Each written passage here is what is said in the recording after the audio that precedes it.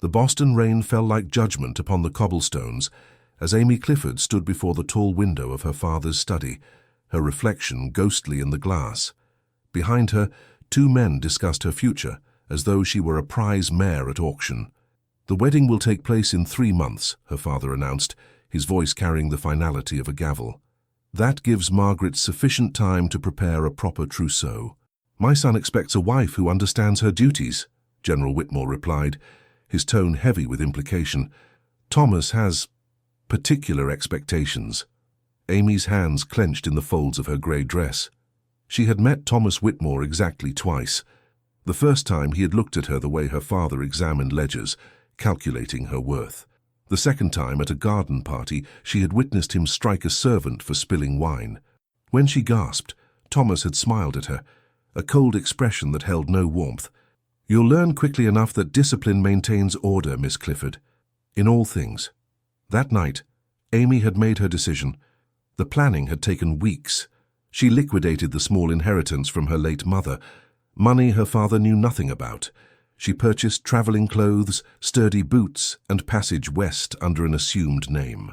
Her mother's sister, Aunt Catherine, lived in Santa Fe and had written years ago, extending an open invitation Amy had never thought to accept. The letter became her lifeline. On a fog-shrouded morning, while her father attended to business at the bank and her stepmother took tea with the ladies' auxiliary, Amy Clifford walked out of her family home, carrying only a single carpet bag. She left behind her silk dresses, her books, her piano, and the suffocating weight of expectations she could no longer bear. The journey west was endless. Train cars rattled through changing landscapes, green giving way to gold, mountains rising like ancient guardians. With each mile, Amy felt the corset of her old life loosening, though fear remained her constant companion. What if her father discovered her absence before she reached safety? What if Thomas pursued her? What if Aunt Catherine had moved, or worse, no longer lived? Santa Fe proved both salvation and disappointment. Aunt Catherine had passed away the previous winter, her small house already sold. But the lawyer handling the estate remembered Catherine's mentions of her niece. "Your aunt spoke of you often, Miss Clifford," he said kindly. "She worried about you, trapped in that cold Boston mansion." "Is there anywhere I might go?" Amy asked, desperation edging her voice. "Somewhere quiet, where I might disappear for a time." The lawyer studied her face, seeming to understand more than she said. "There's a property in the mountains, about 30 miles north. It belonged to a trapper who died last year. Remote. Very remote. The territorial office hasn't managed to sell it. No roads, difficult terrain. You'd need to buy supplies for a long winter." He paused. "Are you running from something, Miss Clifford? Or to something?" "Both," Amy whispered. The lawyer made arrangements. For a sum that horrified her Boston sensibilities, but which the lawyer assured her was fair, Amy purchased supplies, a sturdy mule, and directions to the abandoned ranch. "The nearest settlement is 2 days' ride," he warned.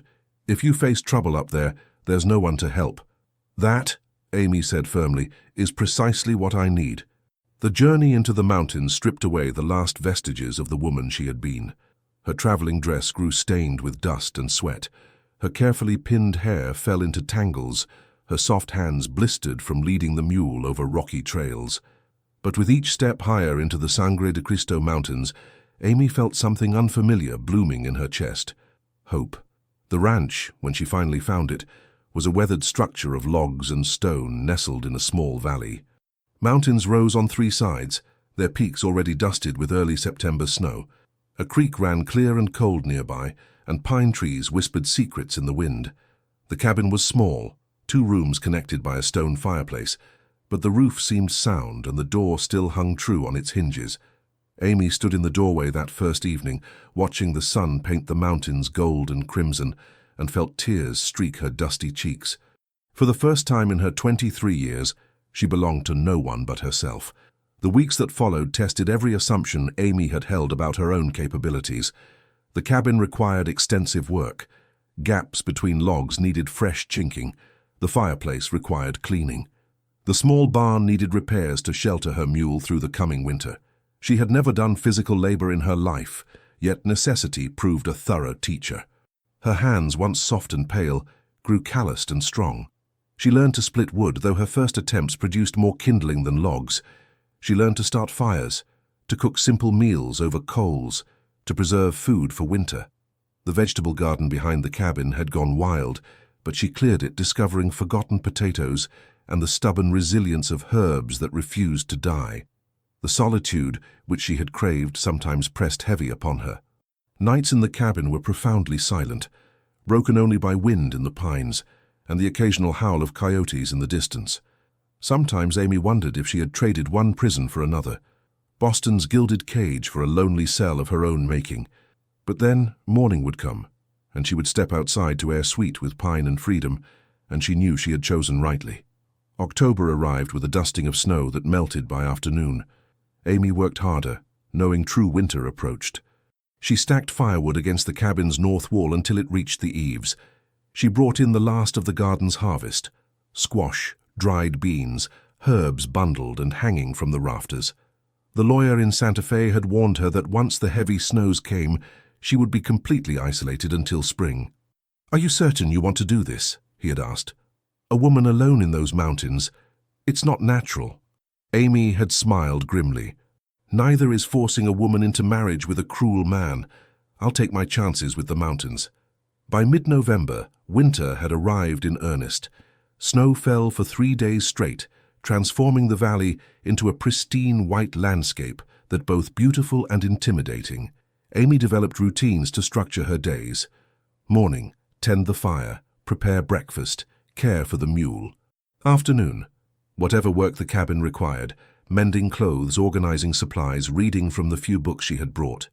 Evening, prepare dinner, sit by the fire, and try not to think too much about the life she had abandoned. She thought often about her father's rage when he discovered her gone. Had he sent investigators to find her? Did Thomas Whitmore care enough to search, or had her flight simply wounded his pride? And her stepmother, did Margaret even notice her absence, or was she simply relieved to have one less stepdaughter to manage? These thoughts circled like winter birds, but Amy tried to keep them at bay. She had made her choice. Whatever came next, she would face it as herself, not as the obedient daughter or the unwilling bride.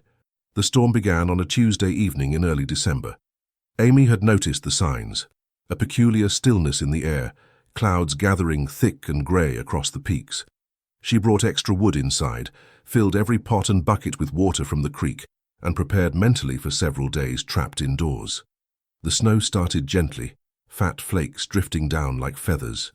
By nightfall, the wind had risen to a howl, driving the snow horizontal. Amy banked the fire carefully and retreated to her bed, pulling every blanket she owned over herself as the cabin shook with each gust. She must have dozed, because the knocking startled her awake with her heart hammering. For a moment, she thought the wind had torn something loose, a shutter perhaps, but then it came again, 3 deliberate strikes against the cabin door.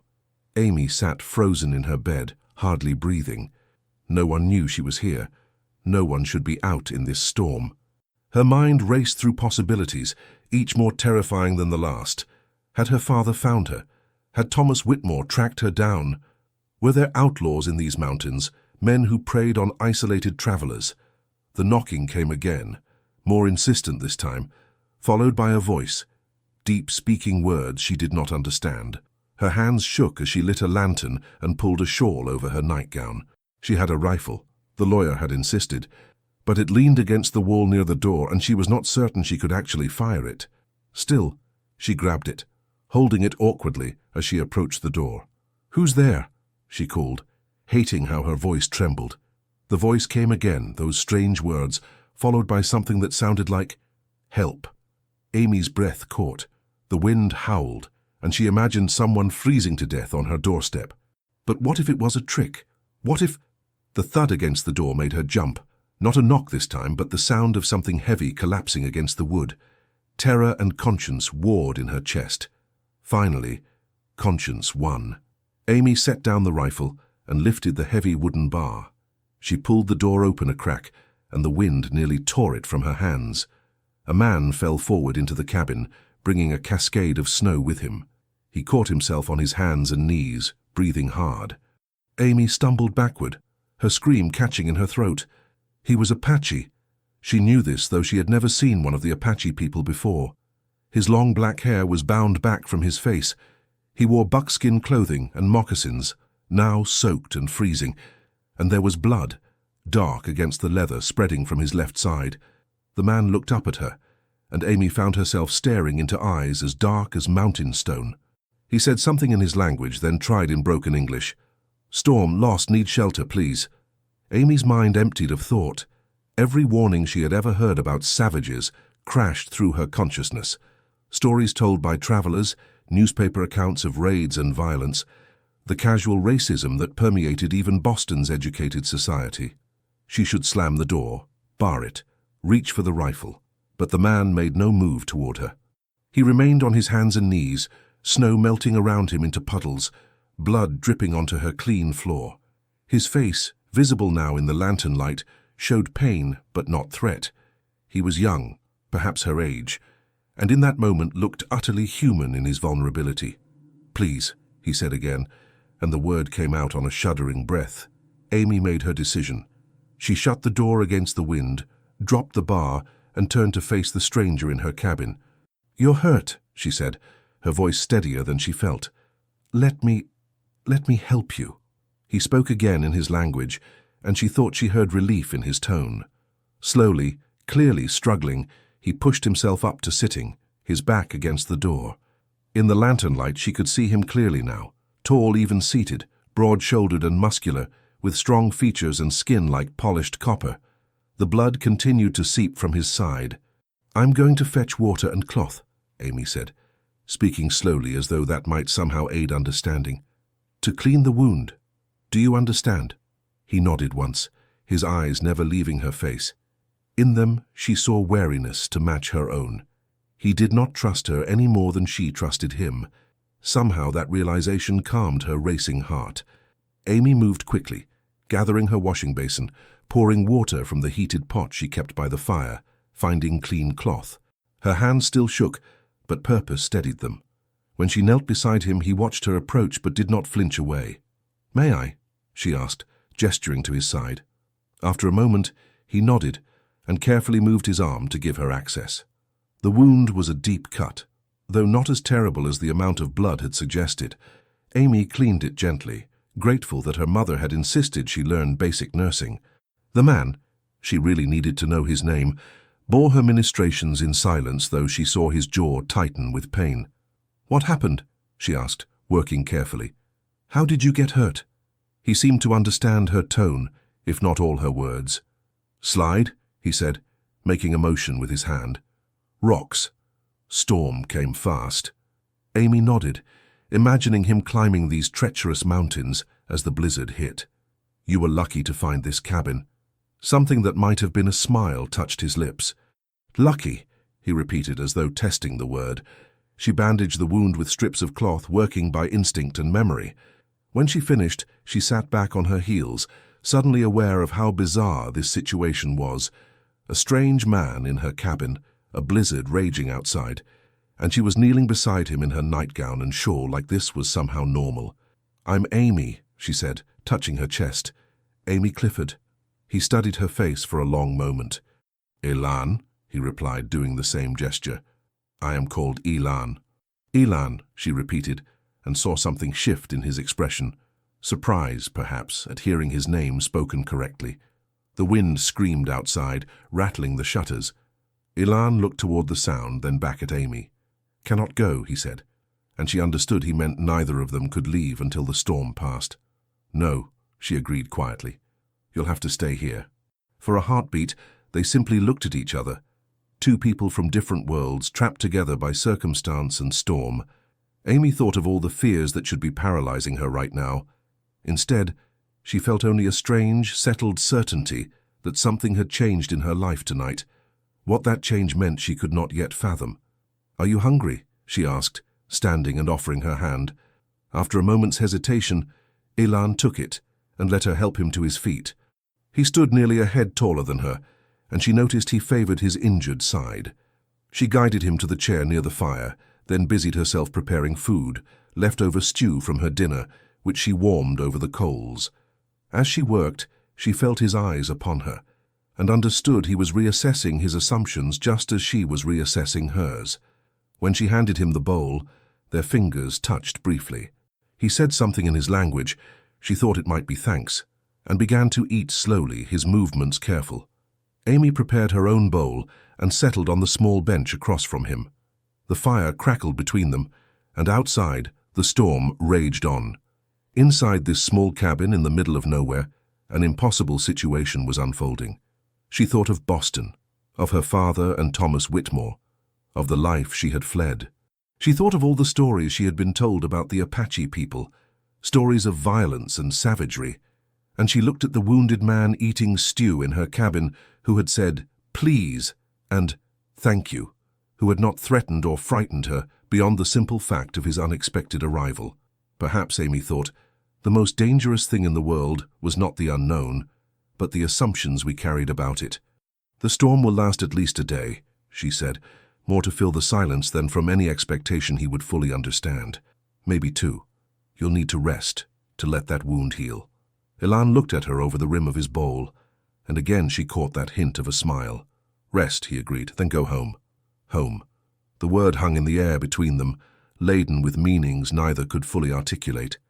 Amy wondered where his home was, if people waited for him there, if they worried about him caught in this storm. She wondered if he wondered the same about her. "Yes," she said softly. "Then you can go home." But even as she spoke the words, some part of her recognized them as a lie, because whatever was beginning in this storm-bound cabin, it was not something that would end when the snow stopped falling.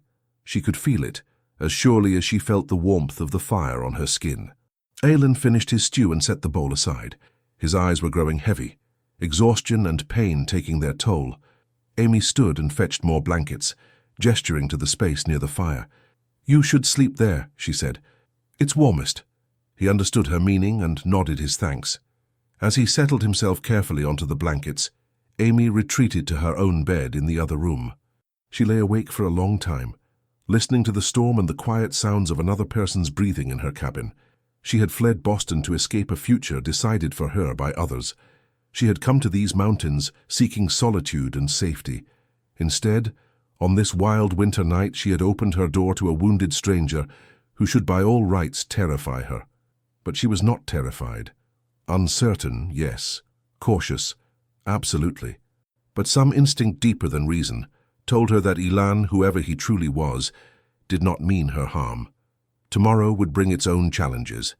For tonight, the storm raged on, and two strangers sheltered together against the darkness, beginning something neither could have anticipated. Amy woke to silence. The howling wind had ceased, leaving a quiet so profound it seemed to ring in her ears. Pale light filtered through the gaps in the shutters, the particular brightness that meant fresh snow reflecting the sun. She dressed quickly, aware of Elan's presence in the other room. When she emerged, she found him already awake, sitting upright against the wall with his blankets folded neatly beside him. He watched her approach with that same careful wariness from the night before. "Good morning," Amy said, her voice too loud in the quiet. "How is your wound?" Elan touched his side gingerly. "Better, thank you." His English, though limited, seemed stronger this morning. Perhaps fear had clouded both their communications the previous night. Amy moved to the fire, stirring the coals back to life and adding wood. "Are you hungry? I can make breakfast." "I should go," Elan said, and she heard both intention and reluctance in his voice. "Your kindness, I do not forget." Amy glanced at him, then moved to the window and opened the shutters. Snow had transformed the valley into an unbroken white expanse that came halfway up the cabin walls. "I don't think you're going anywhere today," she said. "Look." Elan rose carefully and came to stand beside her. He said something in his own language, a curse perhaps, or simply acknowledgement of reality. "Much snow," he said in English. "It will take days to melt enough for travel," Amy said. "Your wound needs more time to heal anyway. You'll tear it open again if you try to climb through that." She could see him struggling with the situation, his pride clearly warred with practicality. Finally, practicality won. "I will help," he said firmly. "I do not take without giving." "You're injured," Amy protested, but he was already shaking his head. "Small wound. I have had worse." He gestured around the cabin. "You have work. I have hands. Something in his tone, dignity mixed with determination, made Amy relent.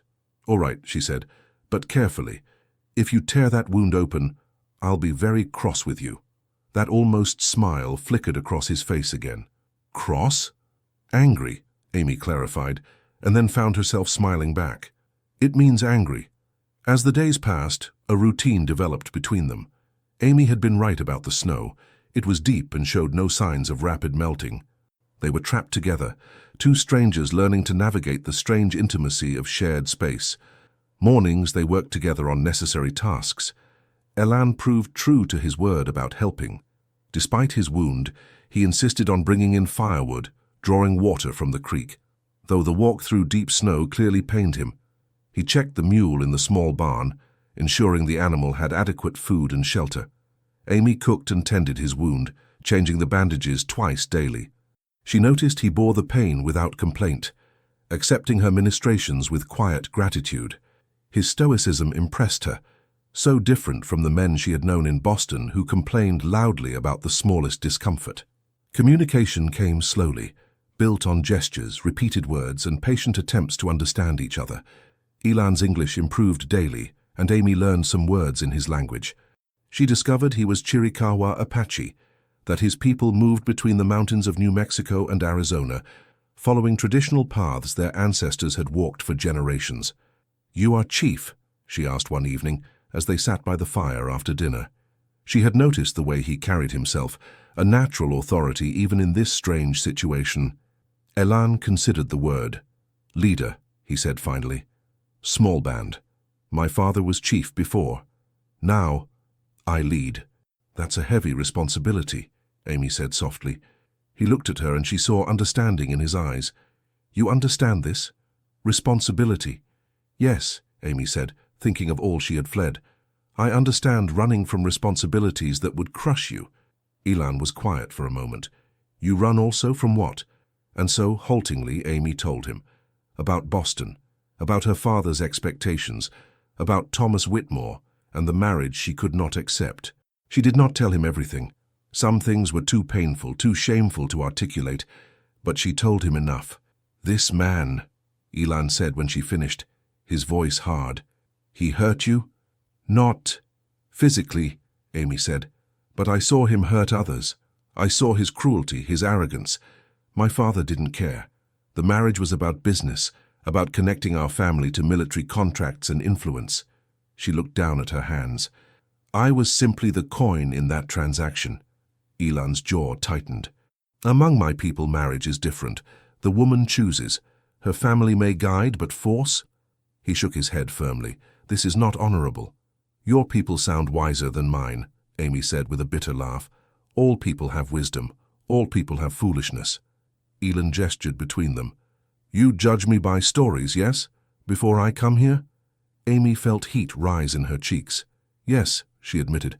"I had heard things about the Apache, terrible things." "And I have heard things about white people," Elan said quietly. "Many terrible things, many true things." His eyes held hers. "But you are not all white people. I am not all Apache people. We are Amy. We are Elan." The simplicity of his statement struck her deeply. "You're right," she whispered. "I'm sorry for my prejudice." "You open door in storm," Elan said. "You help wounded stranger. This takes courage. This shows your heart." He touched his chest. "I see your heart, Amy. Is good." Something shifted between them in that moment. A barrier falling, a bridge beginning to form. They were no longer merely strangers trapped by circumstance, but two people choosing to see each other clearly. As the week progressed, Amy found herself increasingly fascinated by Elan's knowledge. He taught her things about surviving in the mountains that she never would have discovered alone. He showed her how to read the weather in the clouds and wind, how to preserve meat more effectively, how to set snares for rabbits, though he apologized for not being able to actually hunt with his injury. "When I am healed," he promised, "I will bring you meat before I go, so you have food for winter." "You don't have to do that," Amy protested. "I want to," Elan said simply. "You saved my life. This is small thing." In return, Amy taught him more English, and they fell into long conversations about their different worlds. She told him about books and music, about cities where thousands of people lived in buildings that touched the sky. He told her about the sacred mountains, about traditions passed down through generations, about a way of life increasingly under threat. "Soldiers push us," he said one evening, his voice heavy. "They say we must stay in one place, must farm like white men, must give up our ways. But how can we give up who we are?" "I don't know," Amy said honestly. "It's not fair. None of it is fair." "Fairness is like snow," Elan observed. "Beautiful idea, but it melts quickly in sun." Amy laughed despite the serious topic. "That's very poetic." "Poetic?" "It means beautiful words, words that touch the heart." Elan smiled, a full smile this time, transforming his face. "Then yes, I am very poetic." Their laughter filled the cabin, and Amy realized she could not remember the last time she had laughed so freely. In Boston, laughter had been measured, appropriate, always conscious of who might be listening. Here, with Elan, she could simply be herself.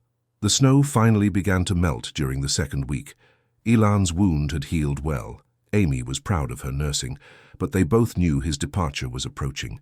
Amy found herself dreading it, though she tried not to examine why too closely. "You will be safe here alone?" Elan asked her one morning as they watched the sun turn the snow to diamonds. "I've been alone for months," Amy reminded him. "I'll be fine."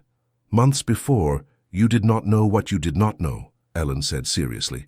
"Now you know the dangers. This makes them more frightening sometimes." Amy understood his meaning. Her ignorance had been a kind of protection. Now, having learned from Elan all the threats these mountains held, she would face them with clearer eyes and perhaps more fear. "I'll be careful," she promised. "If you need help," Elan said slowly, as though considering each word, "my winter camp is one day west. Follow the creek to where it splits, then take the northern branch until you reach Red Rocks. We will be there until spring." Amy's heart squeezed tight. "You're giving me directions to your camp? Why would you do that?" Elan looked at her steadily.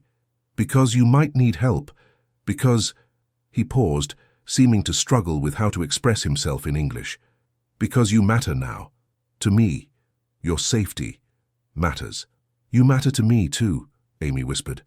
Something passed between them in that moment, an acknowledgement of connection that went beyond gratitude or circumstance.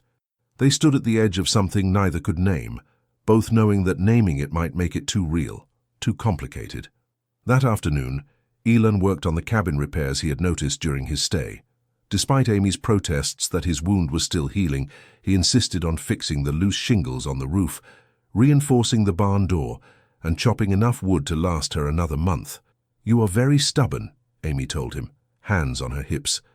"I learned from you," Elan replied, and there was teasing warmth in his voice that made her heart flutter. On his last evening, Amy prepared the best meal she could manage with her limited supplies. They ate slowly, both reluctant to acknowledge that morning would bring separation. After dinner, they sat by the fire as had become their habit, but tonight the conversation came in fits and starts, weighed down by unspoken thoughts. "Will you return to your family?" Elan asked finally. "To Boston?" "Never," Amy said firmly. "I can't go back to that life. I won't. But alone here, this is also hard life. A hard life I choose is better than an easy life where I'm a prisoner," Amy said. Then, more quietly, "You've made it less hard. These past 2 weeks, I didn't realize how lonely I was until I had company." Elan was silent for a long moment. "I will come back," he said finally. "In spring, when the snows melt, I will check that you are well." "You don't have to—" "I want to," he interrupted, echoing his earlier promise about bringing meat. If you want me to come." "Yes," Amy said, and the word came out barely above a whisper. "I would like that very much." Their eyes met across the firelight, and Amy felt the weight of everything unsaid between them. She wanted to ask him not to leave, to stay longer, to tell her that these feelings building in her chest were not her imagination. But fear held her silent. Fear of rejection, fear of hoping for something impossible. Elan stood slowly, and for a wild moment, Amy thought he might cross the space between them. Instead, he said quietly, "I should rest. Long walk tomorrow." "Yes," Amy agreed, though disappointment flooded through her. "Good night, Elan." "Good night, Amy." She retreated to her room but lay awake for hours, listening to his breathing in the other room, and wondering if he slept or lay awake as she did, thinking thoughts he could not speak. Morning came too quickly. Amy prepared breakfast, while Elan gathered his few belongings. The snow had melted enough to make travel possible, though still difficult. He would have to move carefully to avoid reopening his wound. They stood at the door as the sun climbed over the eastern peaks. Elan looked down at her, and Amy saw her own conflicted feelings reflected in his dark eyes. "Thank you," he said, "for saving my life, for your kindness, for seeing me as I am, not as you were taught to see me." "Thank you for the same," Amy replied, her throat tight, "for showing me that strength and gentleness can exist in the same person, for teaching me so much, for—" She trailed off, unable to finish. "For?" Elan prompted gently. "For making me hope again," Amy whispered. "I didn't realize I had stopped hoping until you reminded me how." Elan raised his hand, hesitated, then gently touched her cheek. The gesture was brief, almost formal, but it sent warmth flooding through Amy's entire body. "Be safe, Amy Clifford. Keep your rifle close. Check your snares daily. Remember—" "I know," she interrupted, smiling through the tears threatening to spill. "Follow the creek north if I need help. Red rocks, I remember." "Good." He dropped his hand and stepped back. "Spring comes early to the mountains. I will return then." "I'll be here," Amy promised. She watched him walk away, his tall figure moving carefully through the remaining snow. At the edge of the clearing, he turned back and raised his hand in farewell. Amy waved back, and then he disappeared into the trees. The cabin felt impossibly empty without him.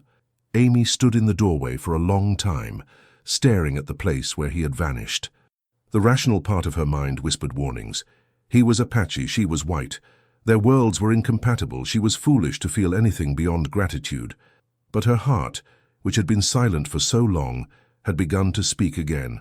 And what it said, over and over, was that she wanted to see Elan again. That the weeks stretching until spring seemed impossibly long. That something important had happened in this cabin during the storm, something that could not be undone. Amy closed the door and leaned against it, letting the tears finally fall. She had fled Boston to escape a life chosen for her. She had not expected to find, in the midst of her isolation, the possibility of something real and true. But life, it seemed, had its own plans. Outside, the snow continued its slow melt, and Amy tried to imagine what spring might bring. Winter deepened after Elan's departure. Amy threw herself into survival with renewed determination, applying everything he had taught her. She checked her snares daily, finding rabbits more often than not.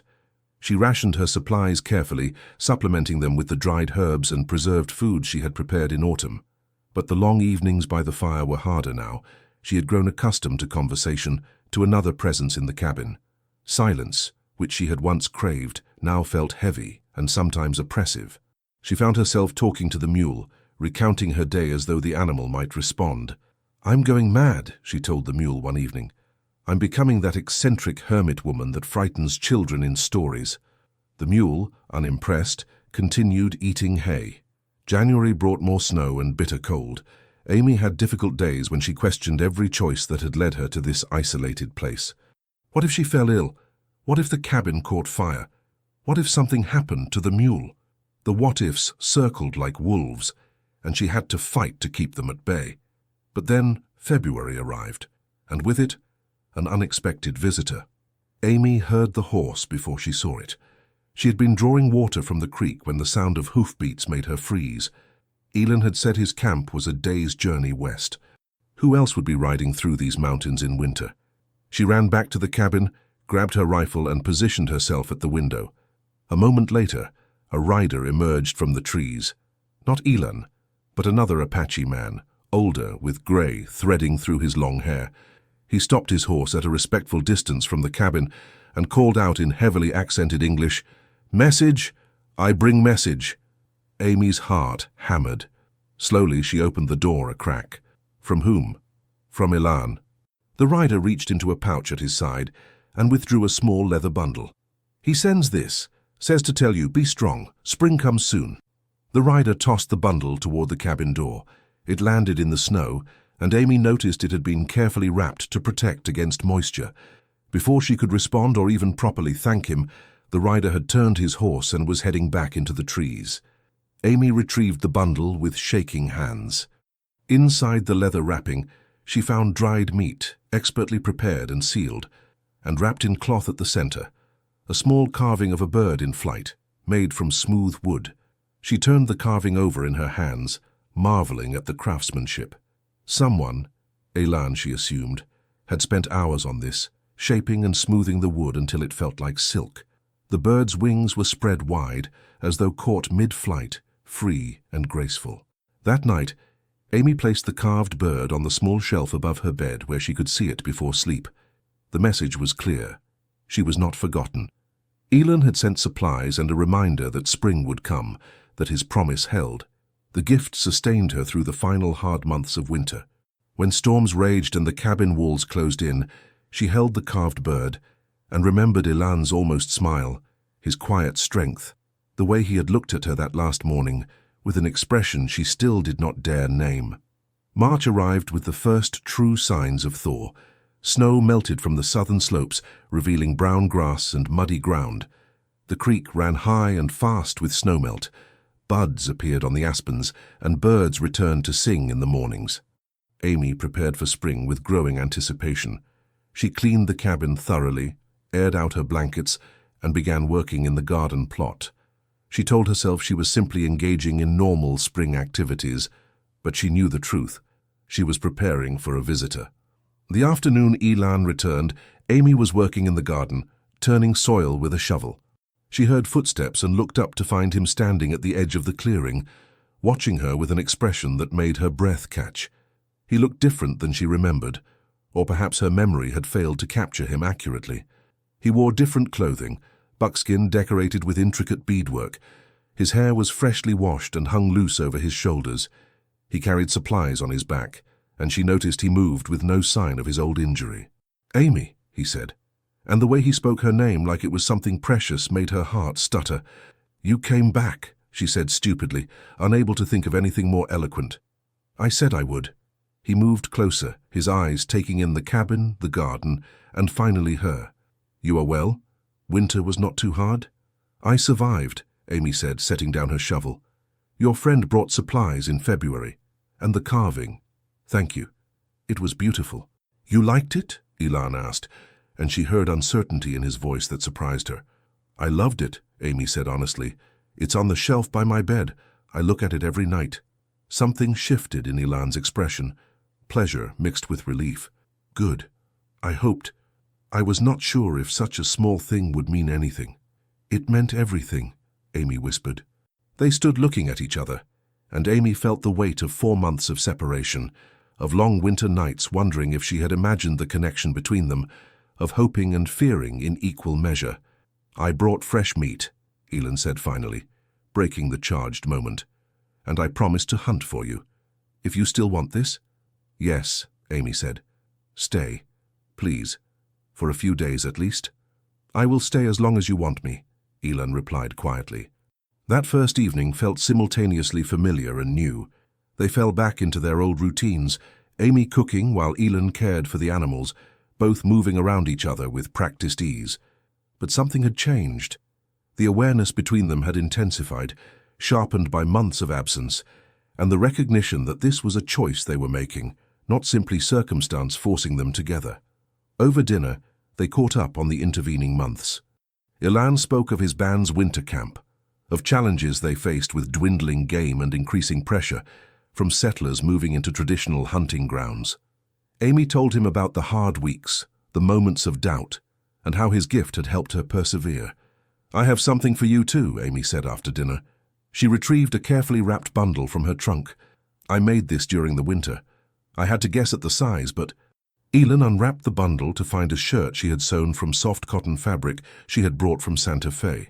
She had embroidered the collar and cuffs with a pattern she hoped approximated Apache designs, though she had been working from memory and imagination. "Amy," Elan breathed, running his fingers over the careful stitching, "this is— you made this for me?" "The fabric isn't as practical as buckskin," Amy said nervously, "but I thought maybe for warmer weather, or—" I don't know. I wanted to make something for you. Elan looked at her with an intensity that made her feel exposed, vulnerable. The Apache people have a tradition, he said slowly. When someone makes clothing for another person with their own hands, it is a gift of great meaning. It says, I think of you, I care for your comfort, I honor you. Oh, Amy said softly. I didn't know, I wanted you to have something to remember. I do not need something to remember, Elan interrupted gently. Every day of winter I remember. I think, is Amy warm? Is she safe? Does she think of me also? Every day, Amy whispered. I thought of you every day. The air between them seemed to thicken, charged with everything they had not said, everything they had been avoiding naming. Elan set the shirt aside carefully and stood, moving around the fire until he stood before where Amy sat on her bench. I must tell you something, he said, and after I tell you, if you want me to leave, I will go. I will not come back if that is your wish. Fear gripped Amy's chest. What is it? Elan took a breath. Among my people, when a man wants to court a woman, he brings gifts to her family. He proves he can provide, that he will honor her. But you have no family here. You have no one to speak for you, to protect your interests. He paused. So I must speak to you directly and hope I do not offend. Amy's heart began to pound. Go on. I want to court you, Amy Clifford, Elan said, and his voice was steady despite the vulnerability in his eyes. I want to bring you meat and help with your work. I want to sit by your fire and hear your voice. I want to know that when winter comes again, you will not be alone unless you choose to be. He stopped, seeming to gather courage. I know the world would say this is impossible. I know there are many reasons. Yes, Amy interrupted. Elan stopped mid-sentence. Yes? Yes, I want you to court me, Amy said, standing so they were face to face. I've been trying not to hope for this, trying to convince myself that what I felt was just gratitude or loneliness. But it's not, it's... She struggled to find words. When you left, a light went out. When you came back today, it came on again. I don't care what the world says. I care about what we say to each other. Elan's face transformed with a joy so pure it made Amy's throat tight. Slowly, giving her every opportunity to pull away, he reached out and took her hands in his. His palms were rough and warm, his grip strong but gentle. I will court you properly, he said. I will not rush. I will not assume. You must tell me always what you want, what you do not want. Your choice matters most. My choice, Amy repeated, marveling at the words. Yes, my choice, and I choose this. I choose you. Standing there in the firelight, hands clasped between them, Amy felt more certain than she had about anything in her life. This was real. This was right. Whatever challenges lay ahead, they would face them together. The following days fell into a pattern that felt like the beginning of something precious. Elan hunted daily, bringing back deer and rabbits that he taught Amy to properly butcher and preserve. They worked together on the cabin and garden, and Amy marveled at how much easier every task became with two pairs of hands. But it was the small moments that revealed the depth of their growing connection. The way Elan would touch her shoulder gently when passing behind her. How Amy would find excuses to stand close to him while he worked. The conversations that lasted deep into the night, both of them reluctant to end the day and retreat to separate sleeping spaces. One evening, Elan spoke of his responsibilities as a leader. My people need me, he said seriously. I cannot stay here always, though I wish I could. There will be times I must return to my band for weeks at a time. I understand, Amy said. I would never ask you to abandon your responsibilities. That would make you someone other than who you are, and I love who... She stopped, the word hanging in the air between them. Elan's eyes were very dark in the firelight. Say it again, he said quietly. I love who you are, Amy whispered. I think I might love you. No might, Elan said, moving closer until only inches separated them. I love you, Amy. Not might. Not maybe. I love you. Your courage, your kindness, your strength. The way you see me, not as enemy or savage or threat, but as man, as Elan. He cupped her face in his hands, his touch reverent. May I kiss you? In my culture, in yours. I do not know all the rules. But I want to kiss you more than I want my next breath. Yes, Amy breathed. Please, yes. The kiss was gentle, tender, full of restrained passion and deep respect. Amy's hands found his shoulders, steadying herself as the world seemed to tilt and realign around this moment. When they finally drew apart, both were breathing hard. "I have dreamed of this," Elan admitted, his forehead resting against hers. "Since winter, since I left, I dream of you." "I dream of you too," Amy said. Every night. They held each other close, and Amy felt something settle deep in her soul.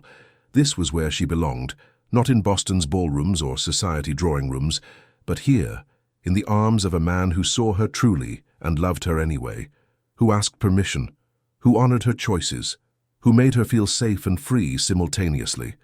Over the following week, their relationship deepened in countless small ways. Elan taught her more Apache words, and Amy discovered a talent for languages she had never known she possessed. She taught him to read simple English, watching with delight as he slowly sounded out words from her precious few books. They talked about the future carefully, acknowledging the complications without letting them overwhelm the present. Elan's people were increasingly pressured by the government to settle on reservations. Amy would eventually need to make decisions about her legal status, about whether she could truly vanish forever from her old life. "These problems are real," Elan acknowledged one afternoon as they sat by the creek, "but they are tomorrow's problems. Today, we are here. We are together. That is enough." "Is it enough for you?" Amy asked. "I cannot come to your band as a proper wife. The others would—" "Some would welcome you," Elan interrupted. "Others would fear you, distrust you. This is truth, but we do not need their approval to love each other. We need only our own hearts." "And when winter comes again," Amy asked, "will you stay here with me?" Elan was quiet for a moment. "I must spend some time with my people. They need their leader.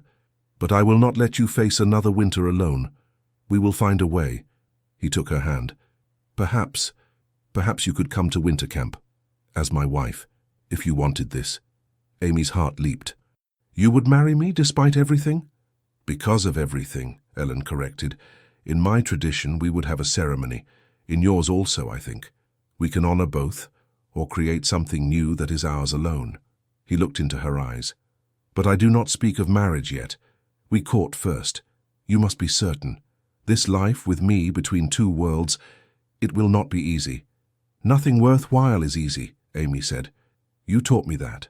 As the days passed, Amy felt herself transforming yet again. She had fled Boston as a frightened girl. She had survived winter alone, becoming stronger. Now with Elan, she was discovering what it meant to be truly partnered, not possessed or controlled, but respected and cherished. They made plans, careful and tentative. Elan would return to his band to fulfill his obligations, but would come back in 3 weeks. They would spend the summer together, building toward a decision about their future. When autumn came, they would face it together. "I will tell my people about you," Elan said. "Some will be angry, but they must know my heart." "I'll write to my aunt's lawyer," Amy decided. "There must be a way to legally establish my existence here without alerting my father. I need to protect myself, protect us." They were under no illusions about the challenges ahead. The world they lived in was not kind to relationships that crossed cultural boundaries. But they had something rare and precious, genuine love built on respect, trust, and the courage to be truly seen. On Elan's last night before returning to his band, they sat together on the cabin's small porch, watching stars emerge in the darkening sky. Amy leaned against him, his arm warm around her shoulders, and felt peace settle over her like a blanket. 3 weeks, Elan said quietly. "I'll count the days," Amy replied. "Be safe. Keep your rifle close. Check your snares." "I know," Amy laughed. "You've told me 100 times. Then I tell you 101. Elan turned her face toward his expression serious. "You are precious to me, Amy. More precious than anything. The thought of something happening to you." "Nothing will happen," Amy promised. "I'm not the helpless girl who opened the door in the storm anymore. You helped me become stronger." "You were always strong," Elan said. "You just did not know it yet." They kissed under the emerging stars, and Amy committed every detail to memory: the warmth of his lips, the strength of his arms around her, the sound of his heartbeat beneath her palm. 3 weeks would pass. She would survive them. and then he would return, and they would continue building whatever this relationship was becoming. When morning came and Elan prepared to leave, Amy did not cry. She smiled instead, confident now in his promise to return. She watched him ride away, and this time when he turned back at the clearing's edge, she saw not goodbye in his wave, but see you soon. The cabin felt empty after his departure, but it was a different emptiness than before. This was the absence of someone who would return, not the loneliness of true solitude. Amy threw herself into preparation for summer, planting a larger garden than she had attempted before, repairing the barn more thoroughly, and organizing supplies. She thought about the future, their future, with a mixture of excitement and trepidation. There were so many obstacles, so many ways this could become complicated or even dangerous. But she had learned something important over the past year. Playing it safe had nearly destroyed her soul. Taking risks, choosing her own path, opening herself to possibility, these were the things that made life worth living. 17 days after Elan left, Amy heard horses approaching the cabin. She grabbed her rifle and moved to the window, expecting Elan early. Instead, she saw 3 white men on horseback, and her blood ran cold. Even from a distance, she recognized one of them, Thomas Whitmore, her rejected fiancé, looking older and angrier than she remembered. With him rode 2 other men who had the hard look of hired guns. They had found her. Amy's mind raced. The cabin had only one door. She could barricade herself inside, but that would only delay the inevitable. Thomas and his men could easily surround the cabin and wait her out, or worse, simply burn it down. She watched as they dismounted, noting their superior numbers and weapons. Thomas looked around the clearing with obvious disdain, then called out, "Amy! Amy Clifford! I know you're in there! Your father sent me to bring you home!" Amy's hands tightened on the rifle. She moved to the door, opened it a crack, and called back, "I'm not going anywhere with you, Thomas. Leave. You're not welcome here." Thomas laughed, though there was no humor in it. "Not welcome, my dear. You've been missing for nearly a year. Your father is beside himself with worry. Surely you don't think you can stay hidden in this hovel forever." "This is my home," Amy said firmly. "I left Boston by choice. I'm not coming back." "You don't have a choice," Thomas replied, his voice hardening.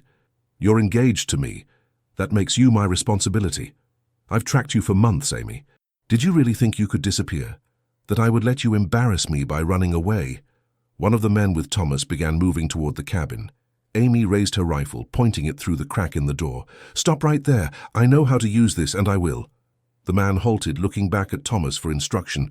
Thomas raised a hand to stop him, but his expression darkened. "Let's be reasonable, Amy. You can't stay here alone. It's not safe for a woman. Come back to Boston, we'll be married quietly, and we can forget this entire unfortunate episode." "I said no," Amy repeated.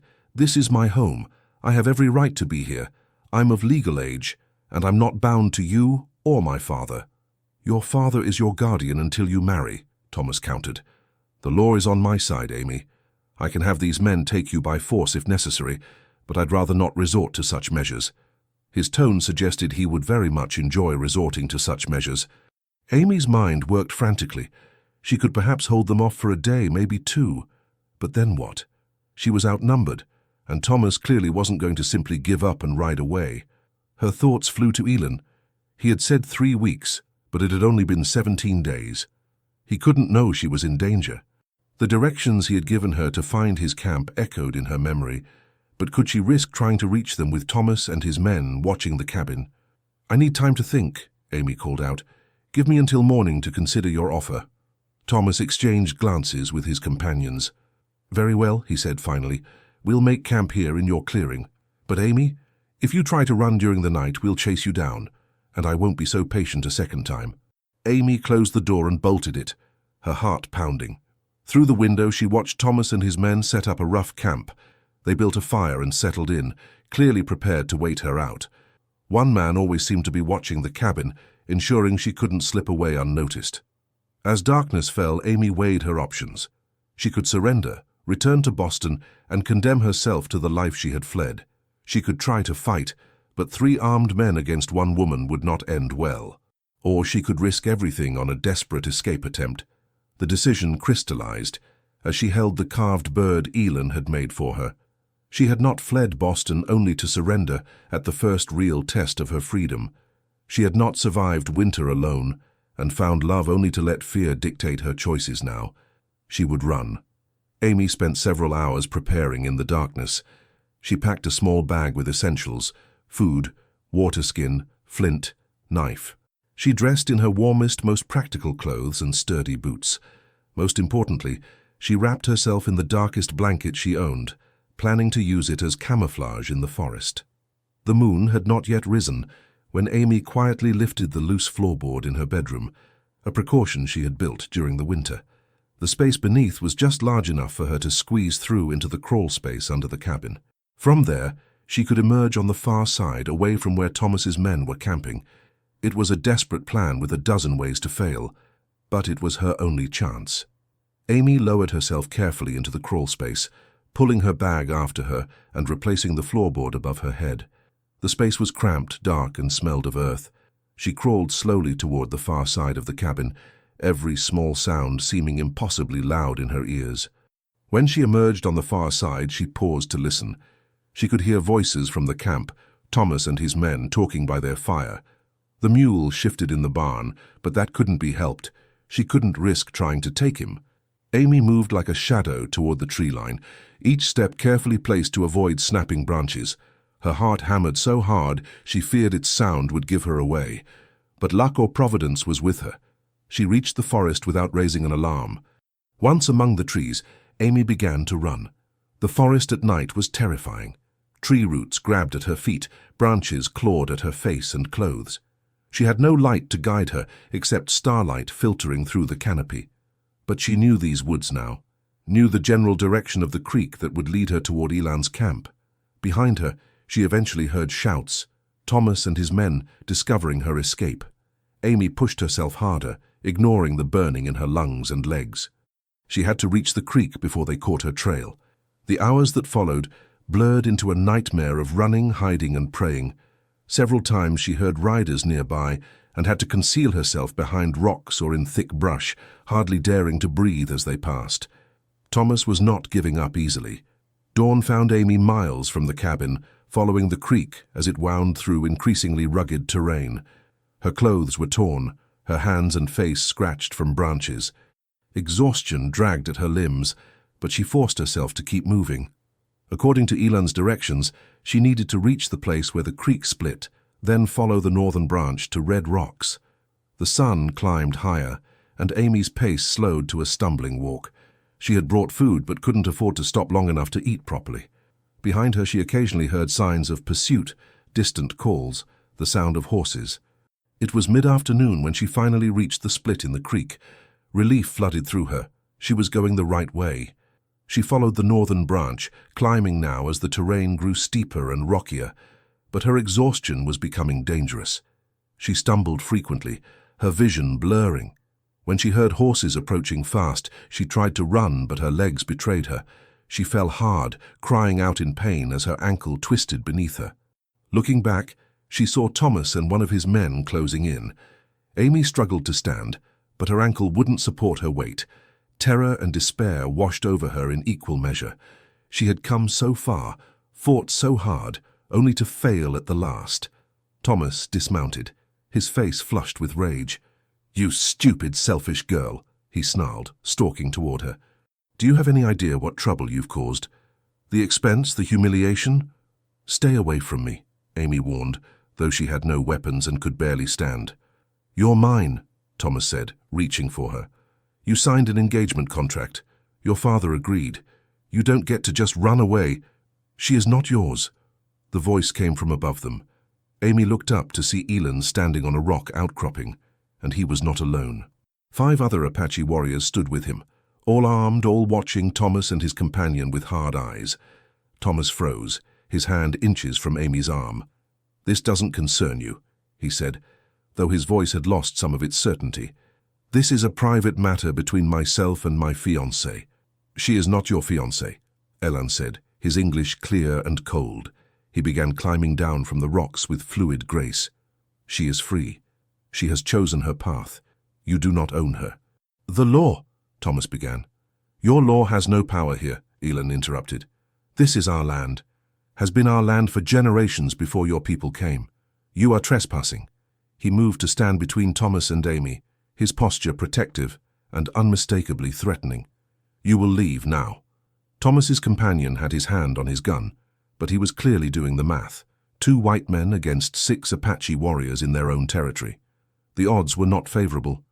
This is kidnapping, Thomas tried. The army will hear about this. There will be consequences. Tell them, Elan said. Tell the army that you came to Apache land to take a woman against her will. See what they say. He smiled, but there was no warmth in it. I think maybe they will ask why you did not seek her in the proper way through proper channels. I think maybe they will wonder about a man who must chase a woman into the wilderness because she would rather face death than marry him.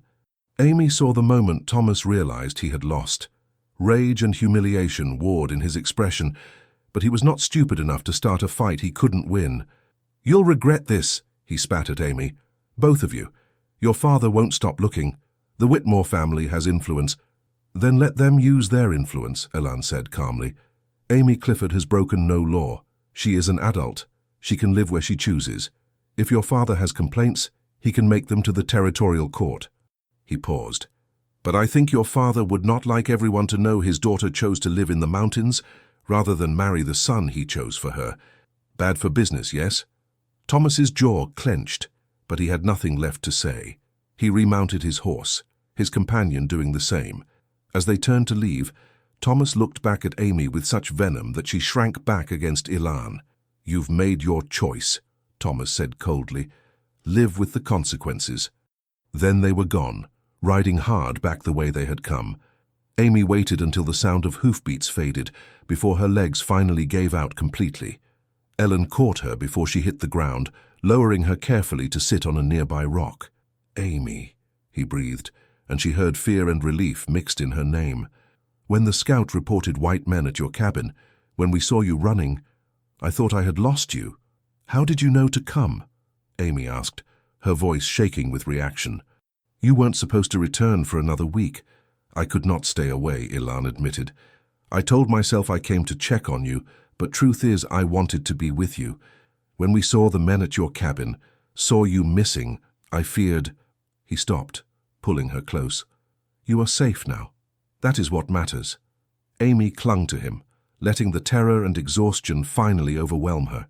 She wept against his chest while he held her, murmuring comfort in his own language. The other warriors kept a respectful distance but remained alert, ensuring Thomas and his companion did not return. When Amy had cried herself out, Elan examined her injured ankle. It was badly swollen but not broken. We will take you to our camp, he said. You cannot walk on this. You will ride with me. One of the other warriors brought Elan's horse, and he lifted Amy carefully onto its back before mounting behind her. She leaned back against his solid warmth, feeling safe for the first time since she had spotted Thomas approaching her cabin. The ride to the Apache camp took several hours. Amy drifted in and out of awareness, exhausted beyond measure. She had vague impressions of red rock canyons, hidden valleys, and finally a scattered collection of traditional wickiups nestled among the rocks. Women and children came out to stare at the unusual sight, their leader returning with a white woman. Amy caught whispers and uncertain looks, but Elan ignored them, carrying her to one of the larger wickiups and laying her carefully on soft furs inside. An elderly woman entered, speaking rapidly in Apache to Elan.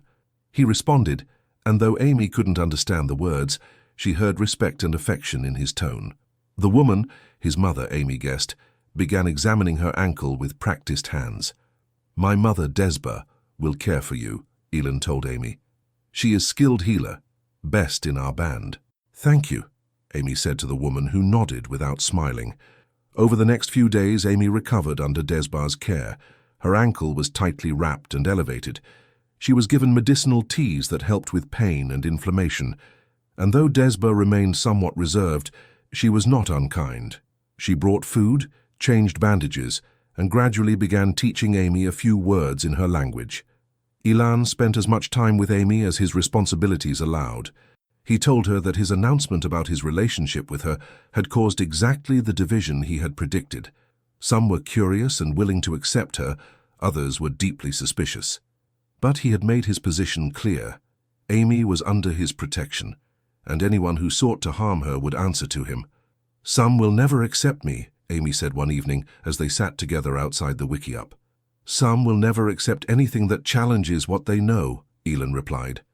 "This is true in all people, all places, but others will judge you by your actions, not your skin. Give them time." Amy met some of those more open-minded individuals over the following weeks.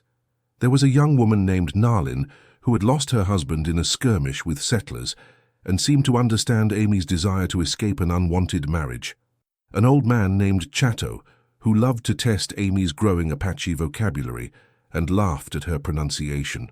Children who were curious about her pale skin and hair, touching her hands and asking questions their parents couldn't always answer. It wasn't easy. Amy was conscious of being an outsider, of representing the people who were destroying this way of life. She tried to help where she could, assisting with food preparation, learning skills like basket weaving and hide preparation. She made mistakes and occasionally caused offense, but she learned. And through it all, her relationship with Elan deepened. Away from the isolation of the mountain cabin, she saw him in his full context, as a leader, as a son, as a man trying to navigate impossible circumstances with wisdom and strength. She saw how his people respected him, how he resolved disputes with fairness, how he worked tirelessly to ensure everyone had enough food, how he made decisions that balanced tradition with the harsh realities of their changing world. One evening, about 2 months after her flight from Thomas, Elan took Amy to a high overlook where they could see for miles in every direction. The sun was setting, painting the desert in shades of gold and crimson. "I have been thinking," Elan said, taking her hand, "about us, about the future." Amy's heart began to beat faster. "And I want to marry you," Elan said simply. "In our way and in yours. I want you as my wife, my partner. I want to build a life together that honors both our worlds." He turned to face her fully. "But I must be honest about what this life would be. It will not be easy. My people face difficult times. The government pushes us harder every year to give up our ways. There may come a day when we must choose between fighting or surrender." "I know," Amy said quietly. "And the white world will not accept you if you marry me," Elan continued. "Your father, your family, they will turn their backs. You will be considered lost, ruined. There will be no going back." "I don't want to go back," Amy said firmly. "Everything I want is here, with you." Elan cupped her face in his hands. "You are certain, because once we do this, we face everything together, the good and the bad, the easy and the impossible." "I've never been more certain of anything," Amy said. "I love you, Elan. I choose you. I choose this life." "Then I will speak to my mother and the elders," Elan said, his eyes bright with emotion. "We will have a ceremony and you will become my wife." They kissed as the sun set over the mountains, two people from different worlds choosing to build a bridge between them. It would not be easy, they both knew that, but some things were worth fighting for. Some loves were worth any sacrifice. The wedding took place under a full moon 2 weeks later. It was a blend of traditions, honoring both Amy's heritage and Elan's. Desba had softened considerably toward Amy and helped her prepare, braiding her hair and adorning her with traditional beaded jewelry. Amy wore a dress she had sewn herself, white in the style of her own culture, but decorated with Apache patterns Nalin had taught her. Elan stood waiting for her, magnificent in ceremonial dress. The entire band gathered to witness the union, and while not all looked pleased, none raised objections. It was, Amy thought, as much acceptance as she could hope for. The ceremony itself was beautiful. Prayers in Apache, vows spoken in both languages, symbolic gifts exchanged. Elan gave Amy a finely worked knife representing his promise to provide and protect. Amy gave Elan a blanket she had woven herself, representing her promise to provide comfort and home.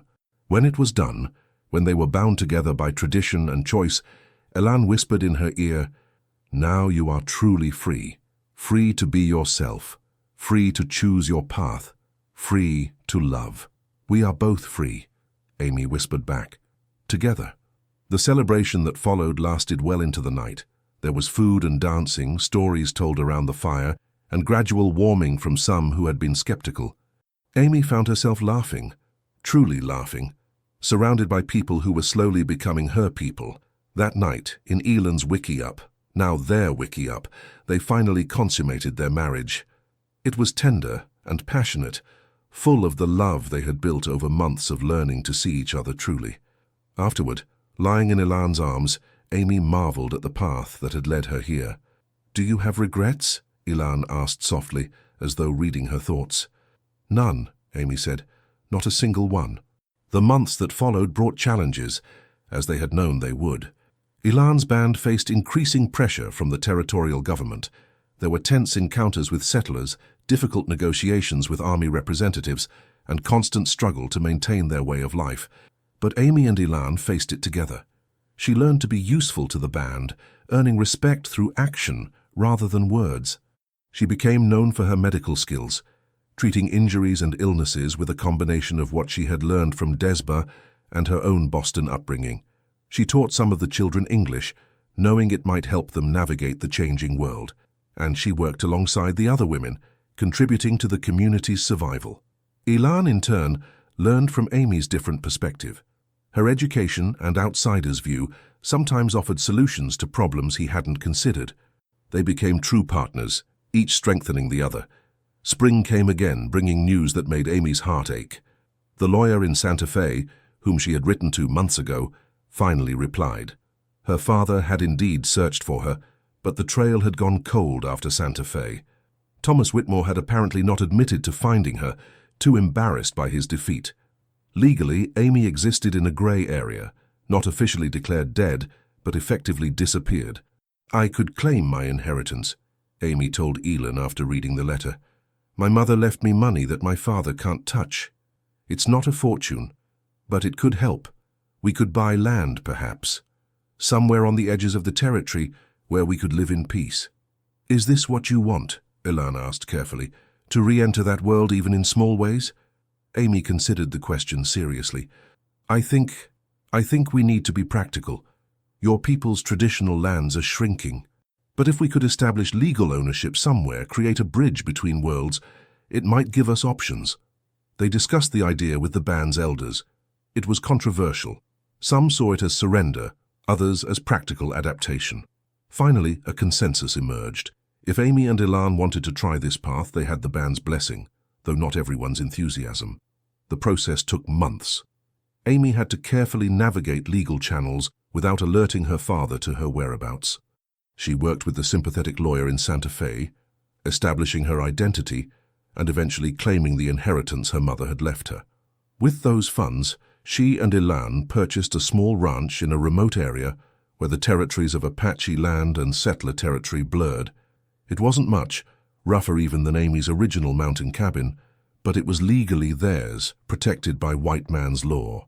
And crucially, it was positioned where members of Elan's band could camp on the land without technically trespassing according to territorial law. It became a refuge of sorts, a place where both worlds could meet. Amy and Elan lived there, but visitors from the band came and went freely. And gradually, carefully, they began building relationships with nearby white ranchers who were willing to judge them as individuals rather than representatives of their races. It was far from perfect. They faced prejudice from both sides. There were close calls with hostile settlers and tense moments with suspicious Apache from other bands. But they persevered, building something new from the pieces of their different worlds. 2 years after their mountain cabin meeting, on a crisp autumn morning, Amy gave birth to a son. Desba attended the birth, her skilled hands bringing new life into the world, while Elan waited anxiously outside. When she finally allowed him in to meet his child, Amy saw tears in his eyes. "A son," he breathed, cradling the infant with infinite gentleness. "He is perfect." They named him Kai, meaning willow tree, something that bends with the wind but does not break. It seemed appropriate for a child who would walk between two worlds. Kai's birth brought unexpected healing. Even those who had been most skeptical about Amy seemed to soften when they saw the baby. He was one of them, but he was also hers. He represented possibility, hope that perhaps the future didn't have to be about division and conflict. As Amy held her son, watching Elan's tender care, she thought about the journey that had brought her here. She had fled Boston, a frightened girl, desperate to escape a life chosen for her by others. She had survived winter alone, discovering strength she hadn't known she possessed. And then a storm had brought a wounded stranger to her door, and everything had changed. She had been terrified that night, opening the door to the unknown. But her choice to offer help rather than give in to fear had transformed everything. It had led to friendship, then love, then partnership.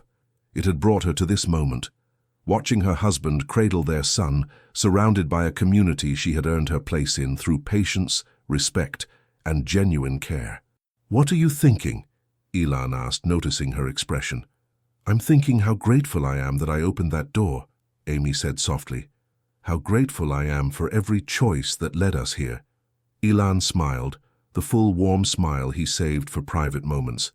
"I am grateful for the storm that brought me to your door, for your courage in helping a stranger, for your willingness to see beyond what you were taught to believe. We've built something remarkable," Amy said, looking around their small home. "Not perfect, but ours." "Perfect is impossible," Elan agreed. "But this is real. This is true." As seasons turned and years passed, Amy and Elan's ranch became known as a place where different worlds could meet peacefully. It never became easy. The tensions between settlers and Apache only increased with time, but they had carved out a space, however small, where love and understanding could exist. They had 2 more children, a daughter they named Nasha, meaning owl, and another son named Keely, meaning sparrowhawk. Each child grew up speaking both languages, comfortable in both worlds, embodying the bridge their parents had worked so hard to build. Amy never returned to Boston, never reconciled with her father. Thomas Whitmore eventually married someone else, and his family's influence ensured that Amy's story was rewritten. She had died tragically in the wilderness, they said, a cautionary tale about foolish girls who ran away from security. Let them believe it, Amy thought. The girl who had lived in Boston had died. In her place had emerged someone stronger, freer, more fully herself than she had ever imagined possible. On quiet evenings after the children were asleep, Amy and Elan would sit together watching the sunset, paint the mountains with fire. These moments of peace, hard-won and precious, reminded them why every struggle had been worth it. "Do you ever wonder what might have happened if I hadn't opened that door?" Amy asked one such evening. "I would have died in the storm," Elan said matter-of-factly. "And you would have lived alone in your cabin, safe but lonely."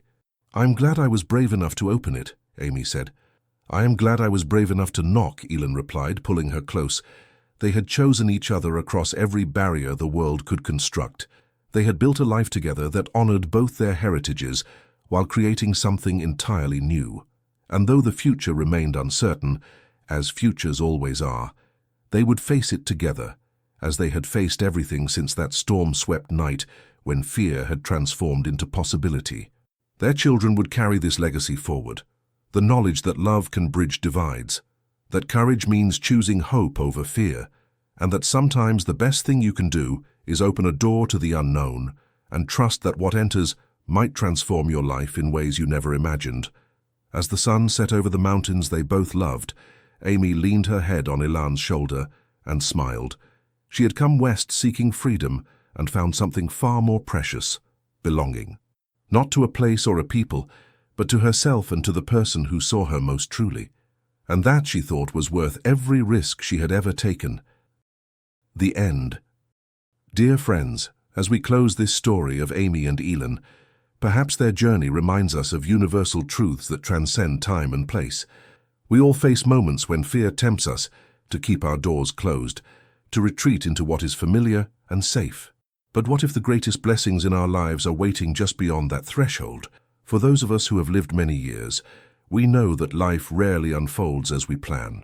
The path we thought we were meant to walk sometimes leads to dead ends, and the detours we feared become our greatest adventures. Amy fled from a life that would have destroyed her spirit. In doing so, she discovered not just survival, but true joy. Their love reminds us that connection can happen in the most unexpected ways, between the most unlikely people. They could have been enemies. Their cultures, backgrounds, and worlds were at odds. Instead, they chose to see each other as individuals, to build understanding through patience and respect. And perhaps most importantly, their story shows us that it's never too late to choose differently.